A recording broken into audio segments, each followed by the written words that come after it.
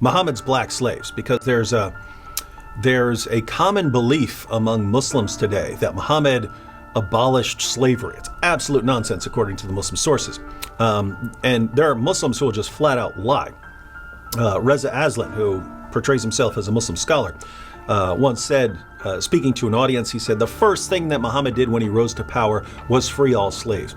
It's total nonsense. Muhammad bought, owned, sold, and traded black African slaves. This brother has just embarrassed himself. Why, Bob? He has said that Muhammad never sold a black slave. Never sold slaves. We're going to pull up the reference and prove it wrong. Your patience, your patience. Can we debate Never sold a slave. Sahih al-Bukhari 72:63. Narrated Umar, I went to the house of the Prophet, and behold, Allah's messenger was staying in a mashraba, and a black slave of Allah's messenger was at the top of its stairs.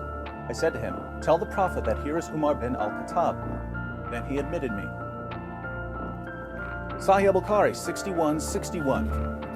Narrated Anas bin Malik, Allah's messenger was on a journey, and he had a black slave called Anjasha, and he was driving the camels very fast, and there were women riding on those camels. Allah's messenger said, Waihaka, O Anjasha, drive slowly the camels with the glass vessels, i.e. the women. Sunan an-Nasai 38:58.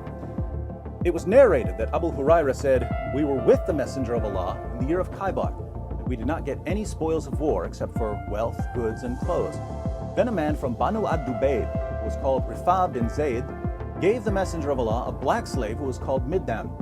The messenger of Allah set out for Wadi al-Qura. When we were in Wadi al-Qura, while Middam was unloading the luggage of the messenger of Allah, an arrow came and killed him. The people said, congratulations, you will go to paradise. But the messenger of Allah said, no, by the one in whose hand is my soul, the cloak that he took from the spoils of war on the day of Khaybar is burning him with fire. The reason Muslims are going around claiming that Muhammad liberated slaves and so on is because they've come to believe that slavery is wrong. They believe that slavery is wrong, and so obviously if Muhammad is the moral pattern of conduct and slavery is wrong, he's not going to be buying, selling, trading black African slaves. He's not going to do it, right? Well, what happens when we actually open the sources and we find that Muhammad had all kinds of slaves?